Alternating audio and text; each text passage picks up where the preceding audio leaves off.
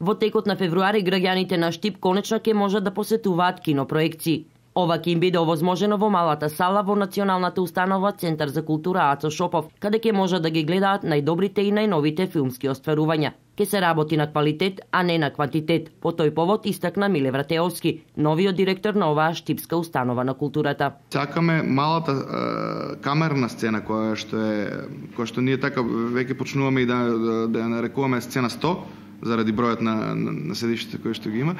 Ќе се обидеме таму, освен да ја користиме за наши камерни представи, да ја користиме и за кинопроекции. Но сакаме да направиме репертуарно кино. Кино кое што ќе ги донесеме најголемите блокбастери кои што хитовите. Сега нема да одиме ние на 10 филма или ќе почнеме со 2-3 филма кои се блокбастери, но да имаме едно репертуарно кино кое што ќе си има континуирано репертуар. Репертуар на месец јануари го имаме тоа и тоа, за месец февруари имаме тоа.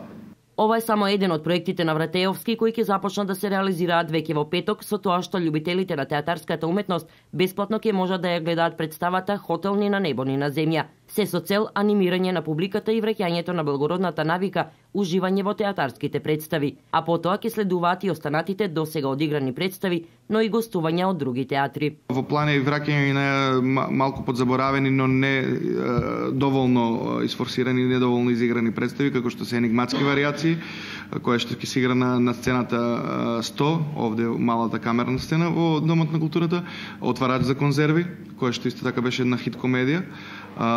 И уште неколку други представи. Потоа ќе се продолжиме со тековниот репертуар кој што е овде со малограѓанска, кој што се игра на сцената на Ацо Шопов во Домот на културата. Ќе се врати представата Лулка, хит комедијата Лулка.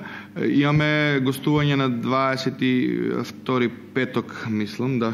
На 22 петок имаме гостување на театарот од Велес со Спанак или пражени компирчиња, каде што игра нашиот познат актер Владимир Тулиев.